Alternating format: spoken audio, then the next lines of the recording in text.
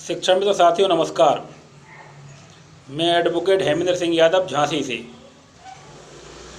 कई साथी मुझे जानते हैं और जो नहीं जानते मैं अपना परिचय दे दूं। पहले मेरी पत्नी झांसी में शिक्षा मित्र है और मैं झांसी कचहरी में वकील हूं।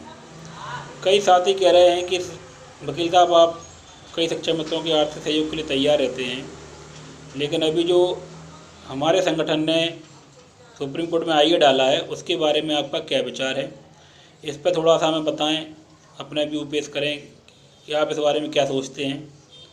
तो मैं आपको पहले स्पष्ट बता दूं कि पढ़ाई लॉ की इकट्ठे होती है, साथ में होती है, लॉ होते हैं, एलएलबी होती है, एलएलएम होते, तमाम तरह की डिग्रियाँ होती हैं। उसके बाद फिर वकील अपने अपने हिसाब से अपनी अपनी प्रैक्टिस करते हैं। जैसे कोई फौजदारी का हो जाता है, कोई सिविल का हो जाता है, कोई फैमिली कोर्ट का वकील हो जाता है, कोई सर्विस का हो जाता है। तो मैं बता दूं कि मैं भाई सर्विस का वकील तो हूँ नहीं, फिर भी आपने व्यू मांगा है और जो मेरी जानकारी है और मेरे विचार में जो मन में आया है वो आपके साथ मैं शेयर करता हूँ। तो ऐसा है कि 11 अगस्त 2023 को जो बीएड के खिलाफ सुप्रीम कोर्ट से फैसला आया, तो उस फैसले से उन्होंने बोला कि बीएड प्राथमिकता में पात्र नहीं होंगे, प्राइमरी के लिए बीएड अब पात्र नहीं है।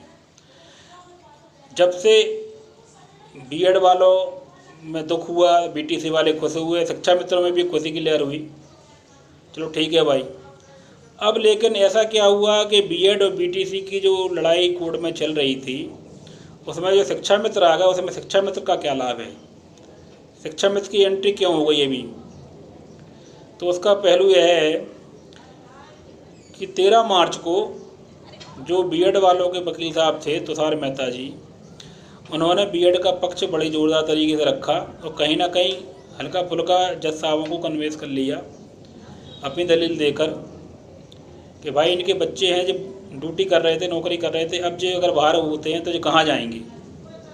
तो इस तरीके की जब बात हुई तो बीएड में बड़ी खुशी की लहर हो गई कि भाई चलो हमारे अब कोर्ट हमारा कुछ ना कुछ करेगा।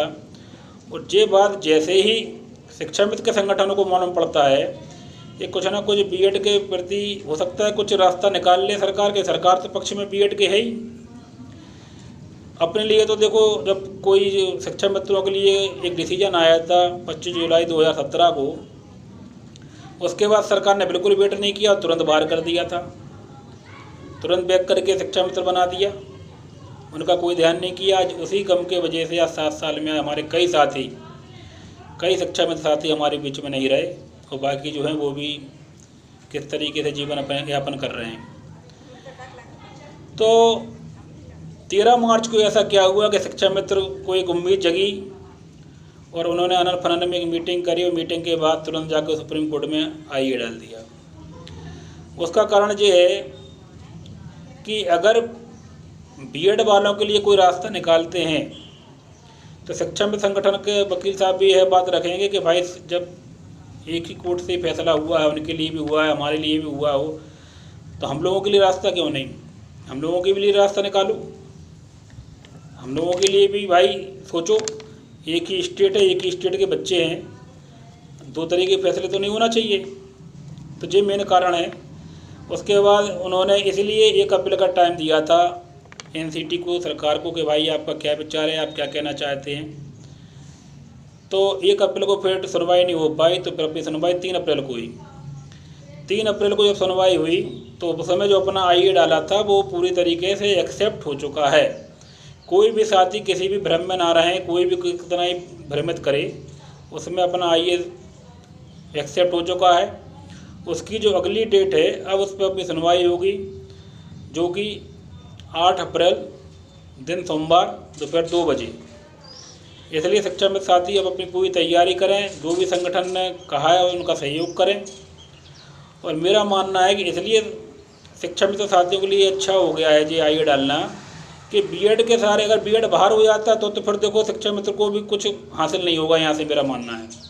लेकिन अगर बीएड को कुछ रास्ता निकाला जाता है तो शिक्षा मित्रों के लिए हो सकता है कुछ रास्ता निकल जाए, कह नहीं सकते, कोशिश है। इस बेस पे अपना ये केस डला है। बाकी शिक्षा मित्र साथियों से मैं यही अपील करूँगा कि भाई अपने संगठन का आर्थिक सहयोग करें, तन मन धन से सहयोग करें, अपने बच्चों को पढ़ाएं, घर परिवार को देखें। बाकी कोर्ट केस में ज़्यादा उतना ही इन्वॉल्व रहें कि अपना काम करते हैं, बाकी बात अपना घर का काम देखें। क्योंकि जो कोर्ट की तारीखें हैं, कोर्ट की तारीख को अगले तारीख पे फैसला हो जाए, का और भी तारीखें लग जाएं, क्या पता कितनी तारीख लग जाए, क्या हो जाए। भाई कोर्ट के बारे में अपन सब जानते हैं, ऐसा नहीं है। तो इसलिए आपको उतना ही ध्यान दें, अपना काम करते रहें। अब बीटीसी की जो वकील साहिबा थी, उन्होंने भी बताया कि भाई बीएड के लिए कि एनसीटी से पूछा कि भाई ब्रिज कोर्स के बारे में क्या है, तो बीएड के वकील साहब ने एनसीटी ने किसी भी तरीके के ब्रिज कोर्स के बारे में कोई भी जवाब नहीं दिया। और मेन जो वकील साहब बीएड के थे तुषार मेहता जी, वह तो उस दिन थे ही नहीं 3 अप्रैल को, जो कि उन्हीं के दम पे जो केस इतना उछल गया था कि बीएड में थोड़ी सी एक उम्मीद जगी थी। तो उन्होंने कहा कि ब्रिज कोर्स के बारे में कोई जब जानकारी नहीं मिली है तो कहीं ना कहीं अब बीटीसी का पक्ष मौजूद होता हुआ दिख रहा है। तो बीएड और बीटीसी के बीच में शिक्षा मित्रों का सिर्फ इतना ही लाभ है कि अगर बीएड के लिए कोई रास्ता निकलता है तो शिक्षा मित्रों के लिए भी रास्ता निकलेगा, ये मेरा भी विश्वास है। इसके अलावा बाकी जो बात तो होना कि भाई जब अपने वकील साहब ने बोला कि शिक्षा मित्रों के लिए मैं हूँ, तो उन्होंने जज साहब ने, बड़े धूलिया साहब ने बोला कि शिक्षा मित्र भी अभी है। तो भाई ये बात से मैं इत्तेफाक ज़्यादा नहीं रखता हूँ, क्योंकि ये तो वही बात हो गई कि जैसे कोई पूछे कि गाया भैया गांव में पप्पा बेबी हैं, बहुत उम्र हो गई। तो ये तो एक जनरल बात है, क्योंकि ऐसी कमेंट तो सुप्रीम कोर्ट में अपनी कई तारीखें चली, हाई कोर्ट में कई तारीखें शिक्षा मित्रों में चली, और देखा कमेंट अपने पक्ष में कई आए। जैसे कहते हैं कि खेल के बीच में नियम नहीं बदले जा सकते, इस पर शिक्षा मित्रों को पूरी उम्मीद थी कि अपना जो भर्ती परीक्षा हुई थी उसमें फैसला अपने पक्ष में आएगा, लेकिन सबने देखा कि हुआ क्या। तो इसलिए मैं कह रहा आप लोग स्वस्थ रहें, मस्त रहें, अपने उस पर काम पर ध्यान दें, संगठन का सहयोग जरूर करें जिस प्रकार से हो सके। संगठन ने अपना सही काम किया है, मेरा विचार यही है। बाकी सबके अपने अपने अलग अलग भी हो सकते हैं, बस मेरा इतना ही कहना है। जय हिंद, जय शिक्षा मित्र।